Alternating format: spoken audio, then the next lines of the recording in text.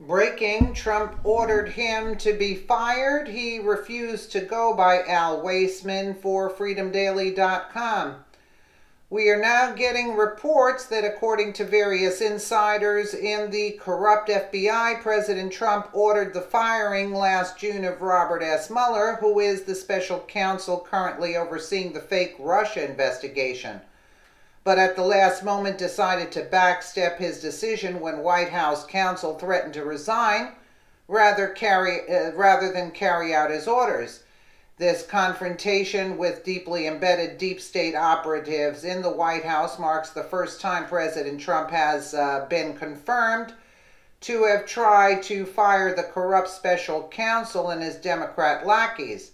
It has been confirmed that Mueller learned about the episode in recent months as his investigators continue to interviewed current and former senior White House officials in this witch hunt into whether the president obstructed justice and colluded with the Russians to win the 2016 election. Via PJ Media, a confidential U.S. witness working in the Russian nuclear industry helped federal agents gather financial records, make secret recordings, and intercept emails starting in 2009 that showed Moscow had compromised U.S. trucking company Transport Logistics International in violation of the Foreign Corrupt Practices. I just want to make a statement that about Trump saying that he had tried to fire Mueller in June. That's a lie, and it's already been debunked by Trump himself. It's just an obstruction to obstruct from the real news that's taking place and the real people who should be investigated. Trump called the New York Times fake news.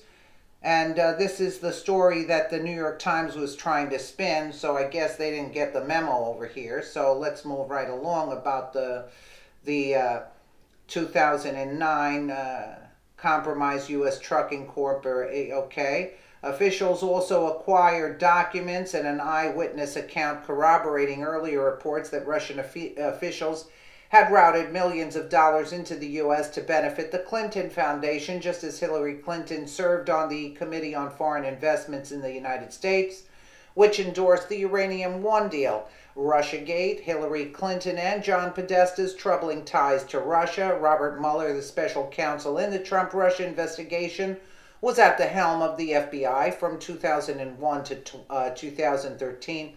So it seems likely he was culpable in keeping this investigation secret at the very time when it would have been the most pivotal for U.S. national security. A man who may be responsible for allowing tremendous Russian corruption on U.S. soil to continue and even intensify during the Obama administration, is now leading the investigation into potential Russian connections involving the man who ran for president against Obama's legacy, conflict of interest much, and this is what they're trying to detract from. In 2015, conservative author Peter Schweizer published a blistering story in the New York Times uncovering Clinton's connections to and benefits from the 2010 Uranium One purchase.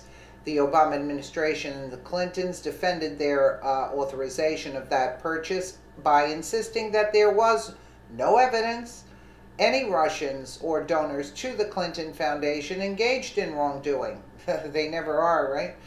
They also argued that there was no national security response to oppose the Uranium One deal. Not providing information on a corruption scheme before the Russian uranium deal was approved by U.S. regulators has served to undermine U.S. national security interests by the very people charged with protecting them, Rogers said. In light of such a scandal, it seems particularly damning that members of the intelligence community have been shamelessly leaking allegations against Donald Trump involving potential Russian connections. Every story in this direction turns out to be a dead end. Most recently, the Russian-backed Facebook ads turned out not only to support Hillary Clinton and Black Lives Matter, but to have a tiny impact on the election as a whole. In fact, Democrat senators like Richard Blumenthal made fools of themselves in a fruitless attempt to pin these ads on the Trump campaign. Meanwhile, evidence continues to mount that the Obama administration wiretapped key leaders in the Trump campaign, most notably Paul Manafort, and may have spied on Trump himself in doing so, which they did, and also General Flynn. The real Russia scandal has been a Clinton scandal from 2010 onward, and now, in a darkly ironic twist of fate, it involves the very former FBI director responsible for investigating that elusive collusion between Donald Trump and Vladimir Putin. It seems the left's attempts to hide their own corruption by pinning it on Trump may be coming to an end. As seen in the quotation above, this whole mess is just a witch hunt by the deep state because they can't control President Donald Trump. And it needs to stop. President Trump hasn't done a damn thing to deserve this investigation, but Obama and Hillary have. They are the ones who are corrupt and who need to be investigated.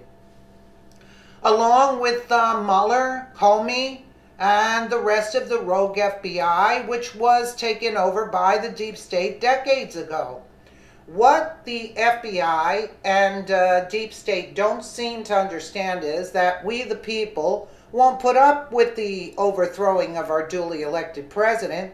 They forgot our history. We are a peaceful people, and we avoid conflict whenever possible, but we rose up once to kick the British monarchy out of our nation.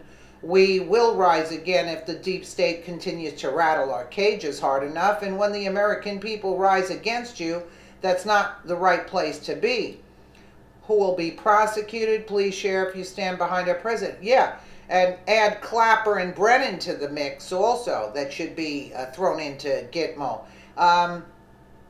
But about Trump firing him, no, I would have fired him. But I guess Trump is allowing this to happen in order to incriminate themselves even more.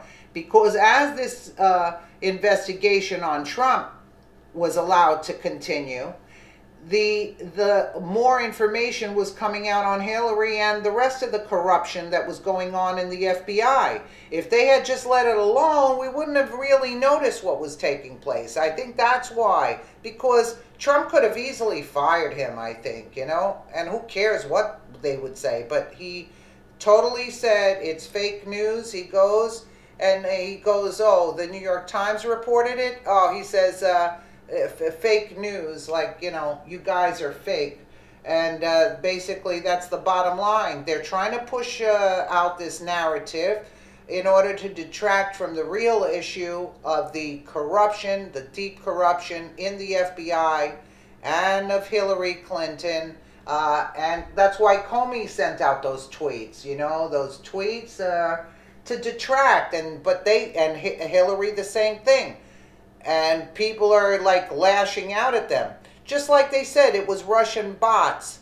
And then Twitter verified that it's not Russian bots. They're actual American accounts that are saying hashtag release the memo. So the more that they try to detract, the more the people are rising up. And each plan that they have is backfiring right on them. And that's why I think Trump let this situation proceed, because he's allowing the noose to tighten around their necks and getting the other nooses ready to take the other ones down while he's at it, while this investigation takes place. So you can rid the swamp really well that way. Let me know what you guys think in the comments below, and again, thank you so much for watching.